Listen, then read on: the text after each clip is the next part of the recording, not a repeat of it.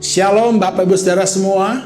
Kiranya damai sejahtera Allah yang melampaui segala akal memelihara dan melindungi hati pikiran kita semua di dalam Kristus Yesus Tuhan. Firman Tuhan hari ini menyambung firman Tuhan minggu lalu, yaitu kunci kemenangan besar di masa sukar. Alkitab tidak pernah menubuatkan keadaan dunia ini akan semakin baik, namun sebaliknya akan semakin sukar. Tetapi Tuhan tidak mau kita takut. Tuhan mau Anda dan saya, kita semua bersiap, bukan takut. Karena justru di tengah masa sukarlah kebangunan rohani terjadi. Kebesaran dan kemuliaan Tuhan semakin dinyatakan atas hidup kita, umat Tuhan. Haleluya. Minggu lalu kita sudah belajar bahwa ada 3 janji Tuhan di masa sukar yang Rasul Paulus sampaikan dalam 1 Korintus 10 ayat 13. Yang pertama, bahwa pencobaan-pencobaan yang kamu alami ialah pencobaan-pencobaan biasa yang tidak melebihi kekuatan manusia. Paulus berkata dalam 2 Korintus 4 ayat 17, sebab penderitaan ringan yang sekarang ini mengerjakan bagi kami kemuliaan kekal yang melebihi segala-galanya, jauh lebih besar daripada penderitaan kami. Kita tahu, secara manusia, penderitaan yang Rasul Paulus alami tidaklah ringan. Ia didera, dipenjara, kelaparan, kedinginan, telanjang, hampir mati. Namun demikian, Paulus tidak merasa penderitaannya itu berat. Bahkan Paulus mengatakan semua penderitaan yang dialami itu ringan, tidak sebanding dengan kemuliaan yang akan Tuhan nyatakan. Saudara, saya percaya ketika hidup kita benar di hadapan Tuhan, dunia bisa melihat penderitaan kita itu berat. Namun oleh anugerah Tuhan, kita yang mengalaminya tidak merasa penderitaan kita itu berat. Karena saya percaya di tengah penderitaan kita di dalam Tuhan ada damai sejahtera, penghiburan, dan sukacita yang dari Allah. Janji Tuhan yang kedua dikatakan, sebab Allah setia dan karena itu Ia tidak akan membiarkan kamu dicobai melampaui kekuatanmu. Itu berarti sekalipun kita ada di tengah badai, kita akan tetap dapat melihat penyertaan dan perlindungan Tuhan dalam hidup kita. Dan janji Tuhan yang ketiga adalah pada waktu kamu dicobai, Ia akan memberikan kepadamu jalan keluar sehingga kamu dapat menanggungnya. Dalam 2 Korintus 4 ayat 8-9, Paulus berkata, dalam segala hal kami ditindas, namun tidak terjepit. Kami habis akal, namun tidak putus asa. Kami dianiaya, namun tidak ditinggalkan sendirian. Kami dihempaskan, namun tidak binasa. Dengan kata lain, selalu ada jalan keluar. Haleluya. Ya, Paulus mengalami penggenapan 3 janji Tuhan di masa sukarnya. Sekarang bagaimana dengan Anda? Apakah Anda rindu mengalami juga kebenaran janji Tuhan dalam hidup Paulus? Apa kuncinya? Ada di ayat selanjutnya. Dari 1 Korintus 10 ayat 13, yaitu di ayat 14-nya. Dikatakan dengan jelas, karena itu jauhilah penyembahan berhala. Ya, penyembahan berhala adalah akar dari segala masalah yang membuat umat Tuhan tidak dapat mengalami penggenapan janji Tuhan dalam hidupnya. Jadi jika Anda sungguh-sungguh ingin mengalami kemenangan dalam hidup Anda, di masa sukar Anda, satu hal terpenting yang Anda harus lakukan adalah jauhilah penyembahan berhala. Di akhir zaman ini, ada 2 berhala yang Rasul Paulus tulis dalam 2 Timotius 3 ayat 1-2a. Dikatakan dengan jelas, ketahuilah pada hari-hari terakhir akan datang masa yang sukar. Manusia akan mencintai dirinya sendiri dan menjadi hamba uang. 2 berhala di akhir zaman ini, di masa sukar, adalah mencintai diri sendiri dan menjadi hamba uang. Apa akibatnya? Di ayat yang kelima dari 2 Timotius 3 dikatakan, secara lahiriah mereka menjalankan ibadah mereka, tetapi pada hakikatnya mereka memungkiri kekuatannya. Jauhilah mereka itu. Yang hilang dari ibadah umat Tuhan di akhir zaman bukanlah ibadahnya, tetapi kuasa ibadah. Secara lahiriah, umat Tuhan beribadah, memuji Tuhan, berdoa, bahkan berpuasa, tetapi mereka tidak mengalami kuasa ibadah. Mereka tetap hidup dalam dosa mereka, sama seperti orang yang tidak mengenal Allah. Karena mereka mencintai diri sendiri dan menjadi hamba uang. Dalam Lukas 9 ayat 23 sampai 24, Tuhan Yesus berkata, "Setiap orang yang mau mengikut aku, ia harus menyangkal dirinya, memikul salibnya setiap hari dan mengikut aku. Karena barang siapa mau menyelamatkan nyawanya, ia akan kehilangan nyawanya. Tetapi barang siapa kehilangan nyawanya karena aku, ia akan menyelamatkannya." Minggu lalu kita sudah membahas apa itu berhala, mencintai diri sendiri. Dan hari ini kita akan fokus kepada berhala yang kedua, yaitu menjadi hamba uang. Dengan jelas Tuhan Yesus berkata dalam Matius 6 ayat yang ke-24, "Tak seorang pun dapat mengabdi kepada dua tuan. Karena jika demikian, ia akan membenci yang seorang dan mengasihi yang lain. Atau ia akan setia kepada yang seorang dan tidak mengindahkan yang lain. Kamu tidak dapat mengabdi kepada Allah dan kepada Mammon." Kapan kita menjadi hamba uang? Kita menjadi hamba uang ketika kita salah dalam membuat penilaian apa yang terpenting dalam hidup kita. Karena ketika kita berbicara mengenai uang, sesungguhnya kita berbicara tentang satu hal, yaitu pertukaran. Dan hidup adalah sebuah pertukaran. Tuhan Yesus memberikan sebuah gambaran mengenai hal ini dalam Matius 13 ayat 45 sampai 46. "Demikian pula hal kerajaan sorga itu seumpama seorang pedagang yang mencari mutiara yang indah. Setelah ditemukannya mutiara yang sangat berharga, ia pun pergi menjual seluruh miliknya lalu membeli mutiara itu." Dikatakan, ia pun pergi menjual seluruh miliknya lalu membeli mutiara itu. Dan itulah sebuah pertukaran. Jadi, jika hidup adalah sebuah pertukaran, Anda mau hidup Anda untung atau rugi? Sudah pasti untung. Semua orang ingin hidupnya untung. Sekarang, kapan Anda dikatakan untung?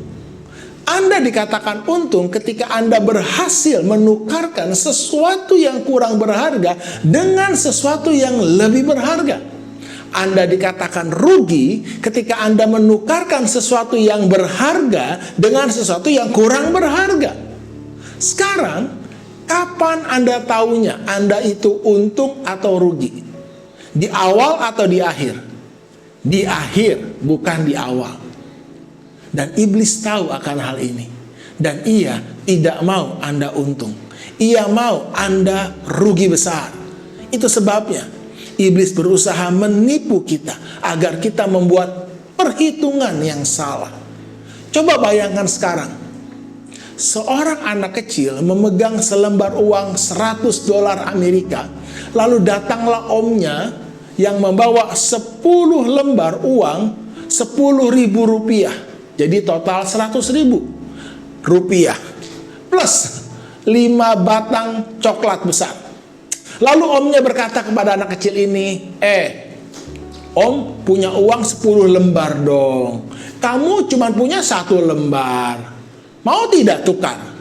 Kalau mau nanti om tambahin nih 5 batang coklat besar." Menurut Anda, anak kecil ini kira-kira mau atau tidak? Kemungkinan besar anak ini mau. Apalagi jika omnya tahu anak ini suka sekali coklat, saudara. Dan ketika terjadi pertukaran, anak kecil ini, ia merasa dirinya untung atau rugi? Oh, dia merasa dirinya untung, saudara. Bahkan untung besar. Bahkan ia menukarkan uang $100 itu dengan gembira, saudara. Padahal sesungguhnya tanpa ia sadar, ia rugi besar. Kapan sadarnya? Di akhir, bukan di awal.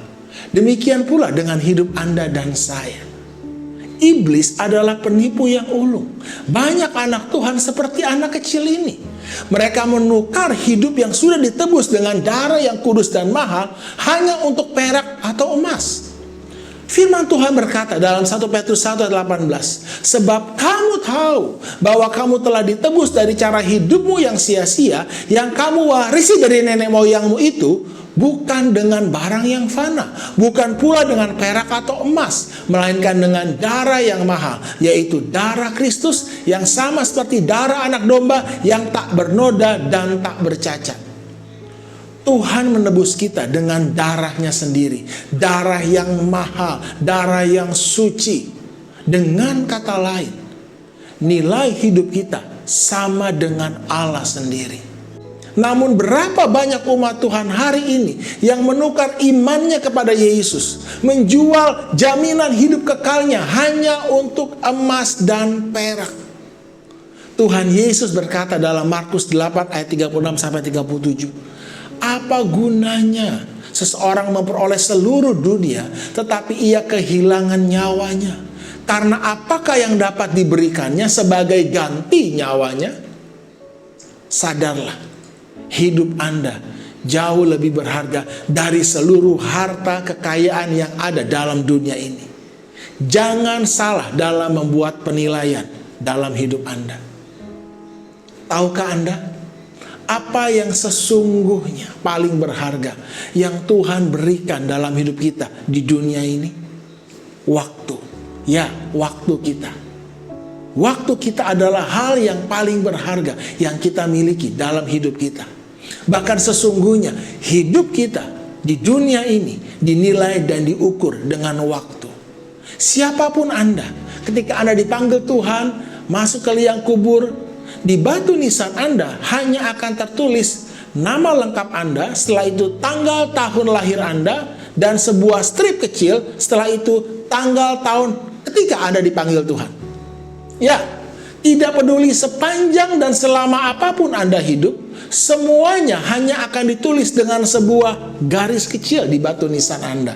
Namun, apa yang Anda isi garis kecil itu? Itulah yang terpenting, saudara.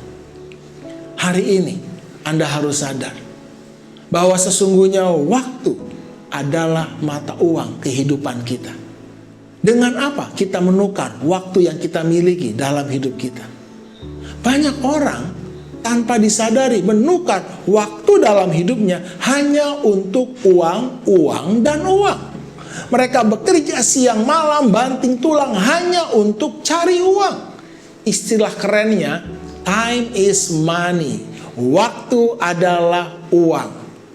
Namun saya mau katakan hari ini dengan tegas, waktu Anda tidaklah sama dengan uang.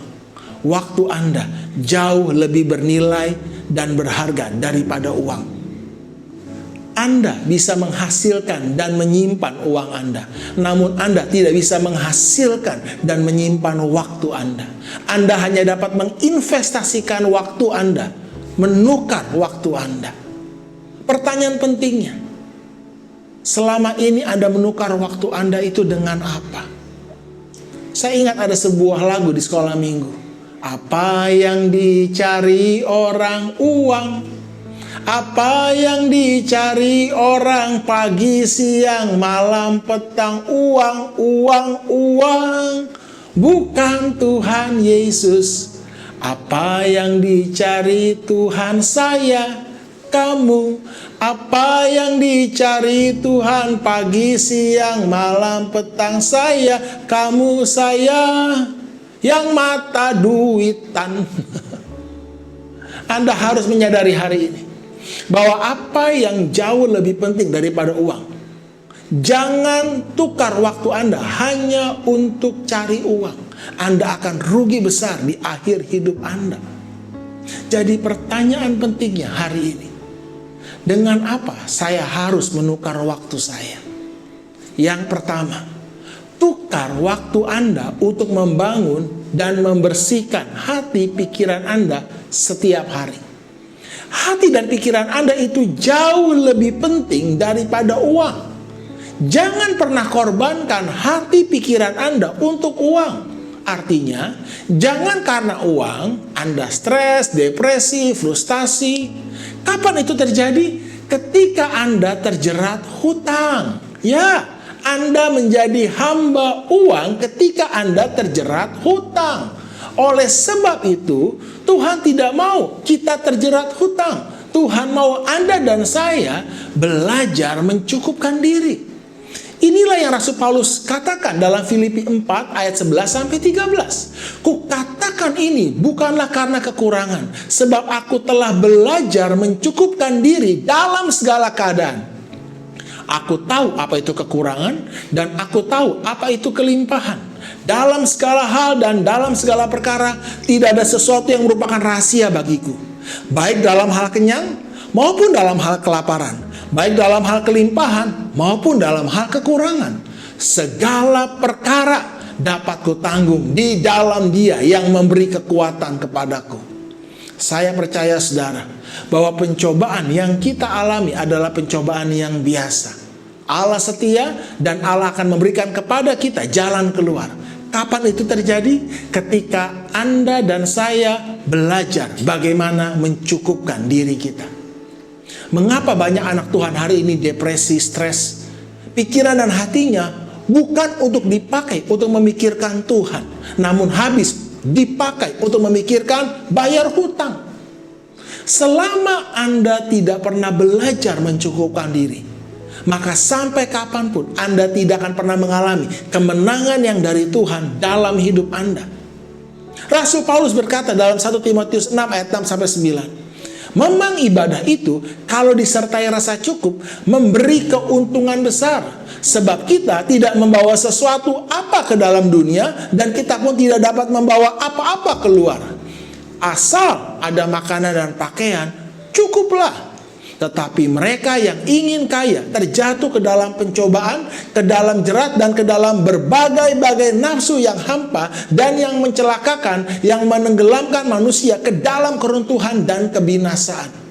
Saya berdoa hari ini, biarlah kiranya mata rohani Anda dicelikan bahwa hidup Anda jauh lebih penting daripada uang. Saya dan istri menyadari hal ini. Ketika kami masih terjerat hutang, hal pertama yang kami lakukan adalah bertobat. Kami mengubah cara berpikir kami dalam hal memprioritaskan waktu kami. Jadi kami memutuskan untuk menggunakan waktu kami yang pertama ketika kami bangun tidur untuk membersihkan hati dan pikiran kami dulu. Yang terpenting adalah hati pikiran kami harus bersih dulu, harus sehat dulu, harus kuat dulu. Jadi kami gunakan waktu kami yang pertama setiap hari, khususnya 1 jam pertama untuk kami memuji, menyembah dan merenungkan kasih Tuhan, kuasa Tuhan, firman Tuhan. Bukan hutang atau masalah kami. Yang lain nanti itu agak siangan, saudara. Setiap pagi jam 5 saya keluar rumah, saya jalan cepat keliling komplek perumahan mertua saya. Ya, saya 8 tahun tinggal di rumah mertua, saudara, karena kondisi keuangan. Dan saya setiap pagi jalan cepat sambil merenungkan, memperkatakan Mazmur 23.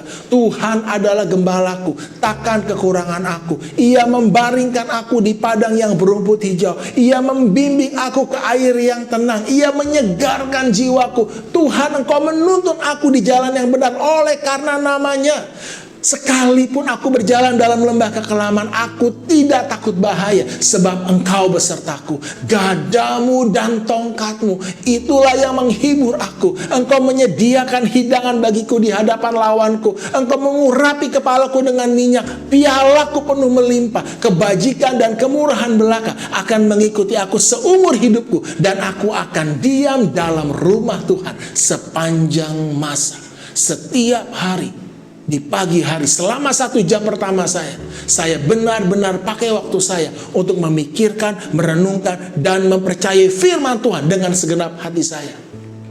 Saya harus pastikan pagi itu hati dan pikiran saya harus pulih dulu, penuh semangat dan sukacita karena Tuhan. Semua pikiran yang lain tentang hutang, masalah, saya singkirkan dulu. Tuhan harus jadi nomor 1 di hati dan pikiran saya dulu. Baru setelah itu, saya gunakan waktu saya yang kedua untuk membangun hubungan. Yang terutama hubungan saya dengan istri dan anak-anak saya.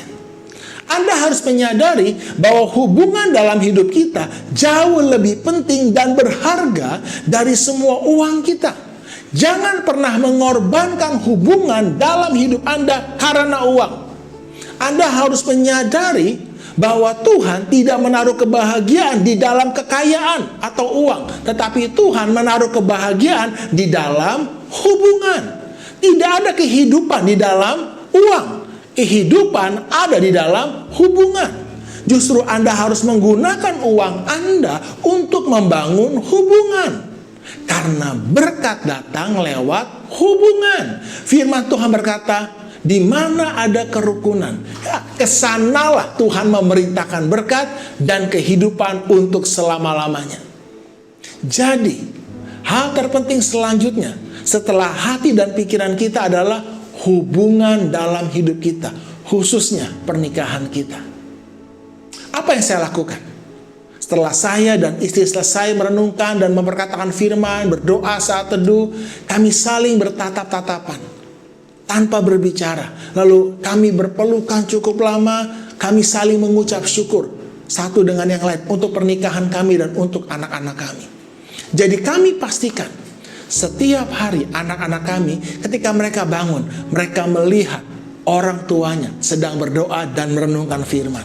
Lalu saling sayang-sayangan, bukan sibuk berantem mikirin hutang, saudara. Dan hal ketiga yang tidak kalah pentingnya adalah tubuh kita. Jaga kesehatan tubuh kita.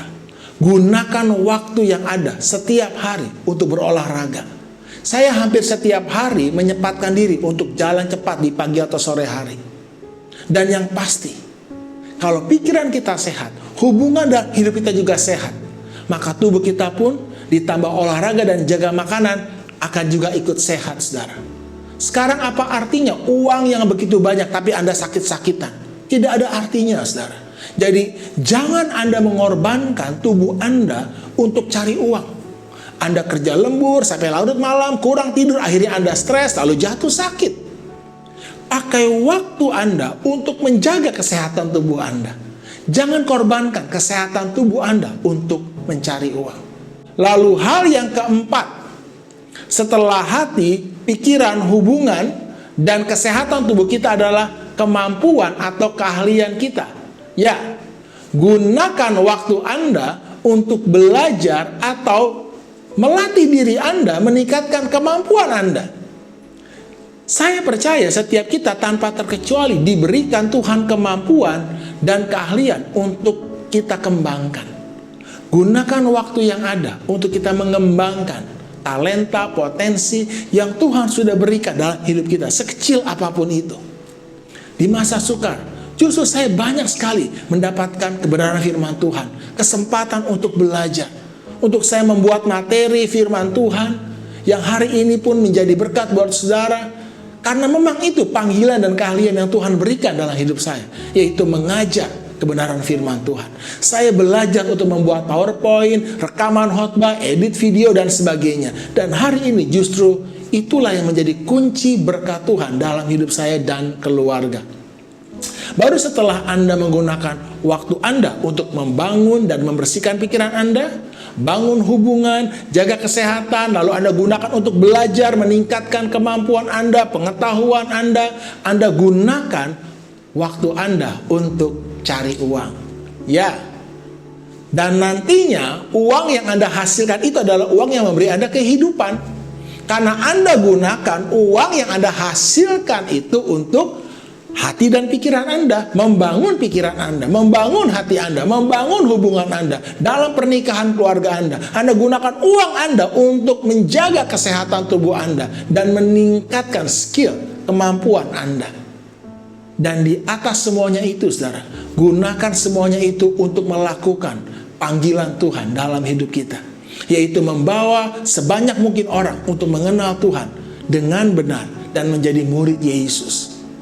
Efesus 5:15-17 berkata, karena itu perhatikanlah dengan sesama bagaimana kamu hidup. Janganlah seperti orang bebal, tetapi seperti orang arif. Dan pergunakanlah waktu yang ada, karena hari-hari ini adalah jahat. Sebab itu janganlah kamu bodoh, tetapi usahakanlah supaya kamu mengerti kehendak Tuhan. Tidak ada yang lebih penting dalam hidup kita di bumi ini selain daripada melakukan kehendak Allah.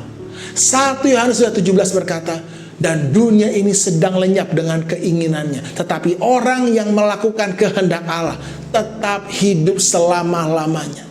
Suka atau tidak suka, siap atau tidak siap, dunia ini sedang lenyap menuju kehancuran dengan segala keinginannya.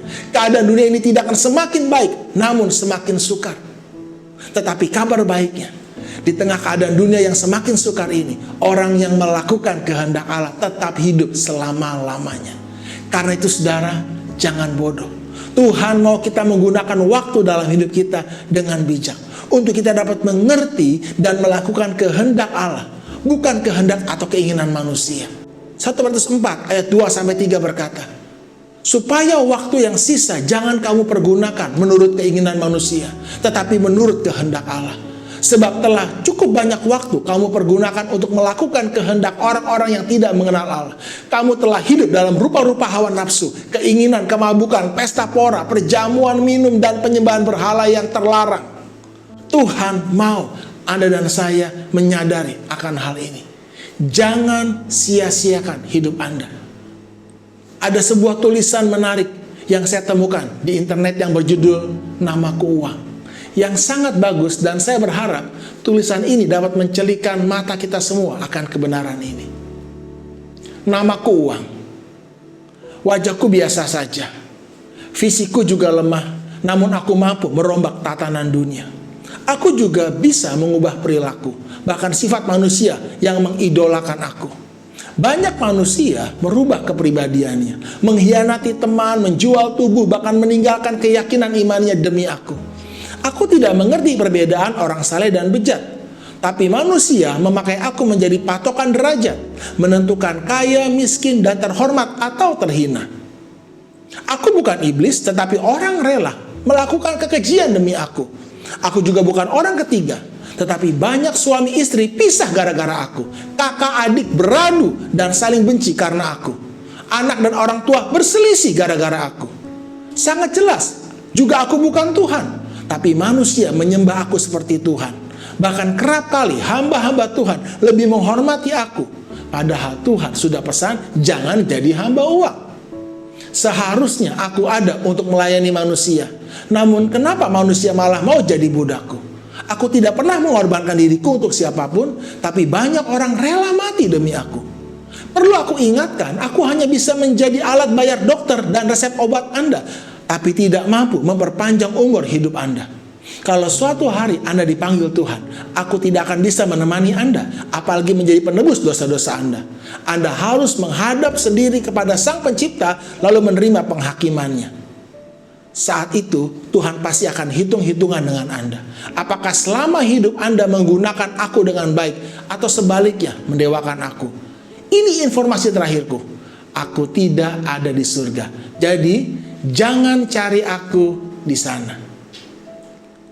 Di akhir khotbah saya hari ini, saya ingin Anda sadar bahwa Anda diciptakan untuk mengasihi Tuhan, bukan uang. Hidup Anda adalah sebuah pertukaran. Jangan tukar waktu dalam hidup Anda yang begitu berharga hanya untuk mencari uang dan kesenangan dunia ini. Tukar hidup Anda bukan dengan hal yang fana, namun dengan hal yang kekal, yaitu melakukan kehendak Allah dalam hidup Anda. Dunia ini sedang lenyap dengan segala keinginannya, tetapi orang yang melakukan kehendak Allah tetap hidup selama-lamanya. Mari kita berdoa. Bapa, hamba-Mu berdoa, seberapa banyak umat-Mu yang mendengar kebenaran ini, di dalam nama Yesus, kiranya mata hati kami terbuka pagi ini. Hari ini Tuhan, biar kami boleh melihat kebenaran-Mu Tuhan, menjadi terang yang menuntun hidup kami. Kalau selama ini Anda masih terikat hutang, Anda selama ini masih hidup berfoya-foya, memuaskan hawa nafsu dunia Anda, Tuhan mau Anda bertobat. Taruh tangan di dadamu. Bapakku berdoa di dalam nama Yesus, sadarlah engkau diciptakan bukan untuk menjadi hamba uang. Engkau diciptakan untuk mengasihi Tuhan dan melayani Tuhan. Terima anugerahnya pagi ini. Hari ini engkau diubahkan menjadi ciptaan yang baru. Dalam nama Tuhan Yesus, Setiap kita yang percaya bersama-sama katakan, amin. Tuhan Yesus memberkati.